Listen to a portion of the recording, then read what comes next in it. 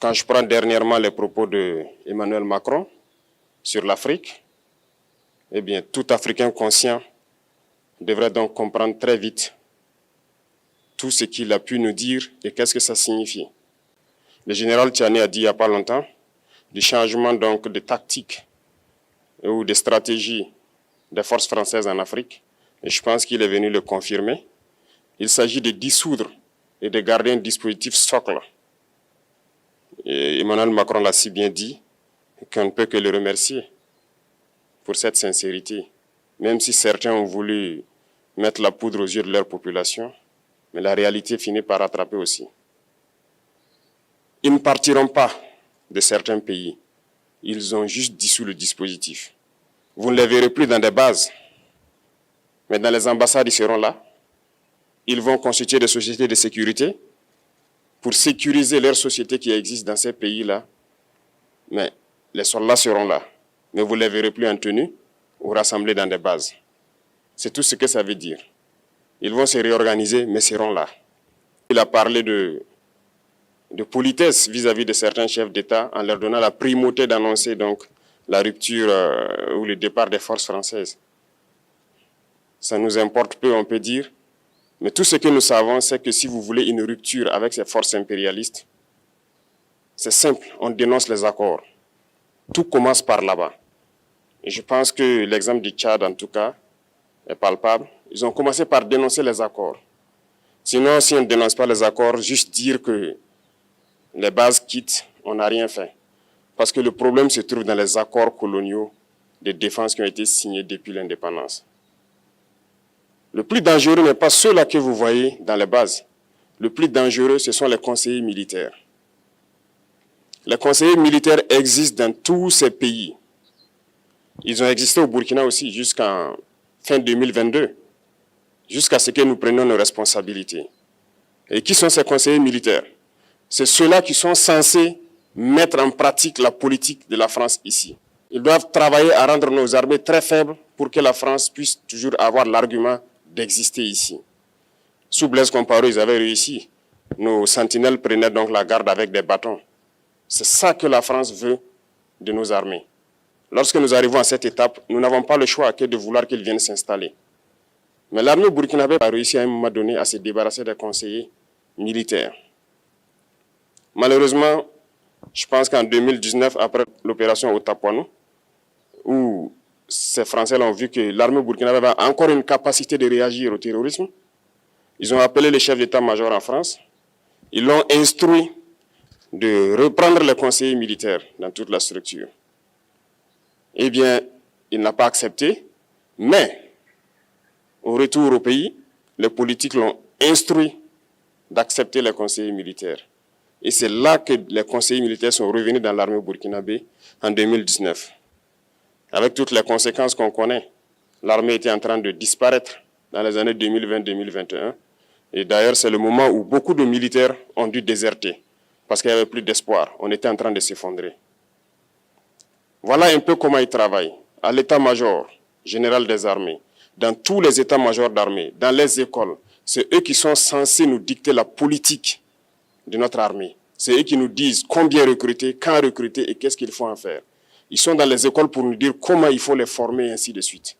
Tant que ces conseillers militaires sont là, vous n'êtes pas indépendant. Votre armée aura juste l'apparence d'une armée qui sera là en train de faire des parades, du cirque. Mais lorsque viendra la guerre, vous vous rendrez compte que la parade, c'est une chose, mais la guerre, c'est une autre chose.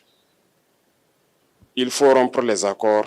C'est la seule façon d'avoir une armée indépendante et se construire, être fort. Mais beaucoup de gens ne le comprennent pas peut-être. Et même avec ces accords, la France choisit dans nos États des élèves officiers pour aller les former. C'est à travers ces mêmes accords. Mais en réalité, ces officiers qui partent se former pour la plupart, pour la France, ils viennent pour servir l'État français dans leur pays. Ils ne viennent pas pour servir nos pays. Ils les forment pour qu'ils viennent servir les intérêts de l'État français. J'en veux pour preuve.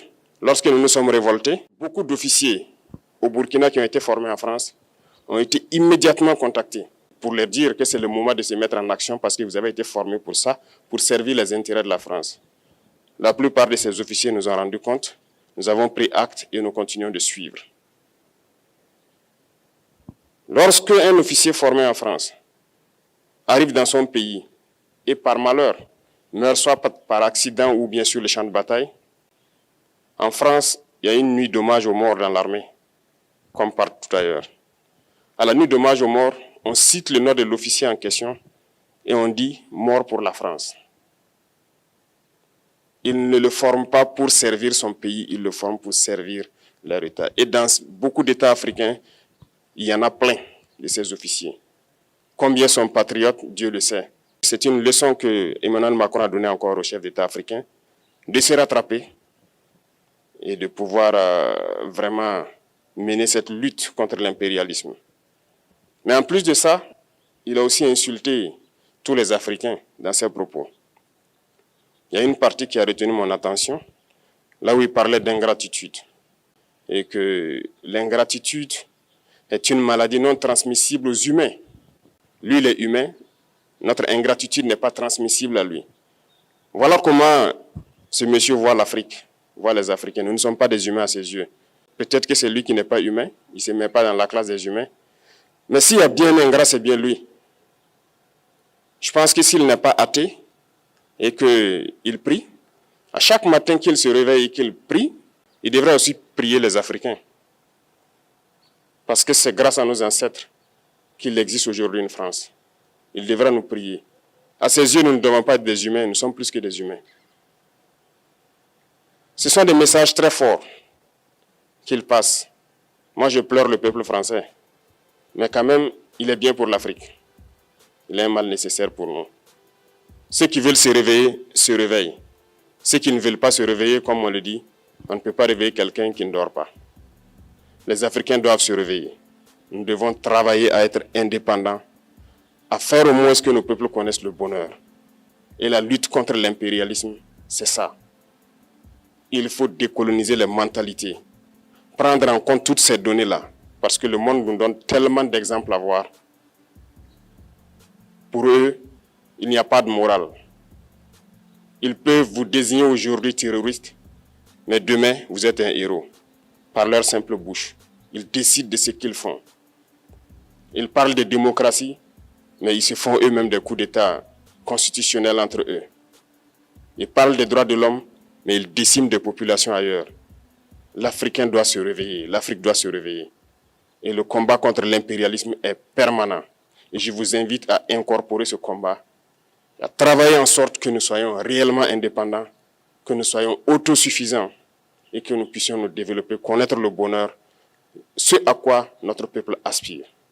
Merci, je vous souhaite une très bonne journée, une très bonne semaine et une très bonne année.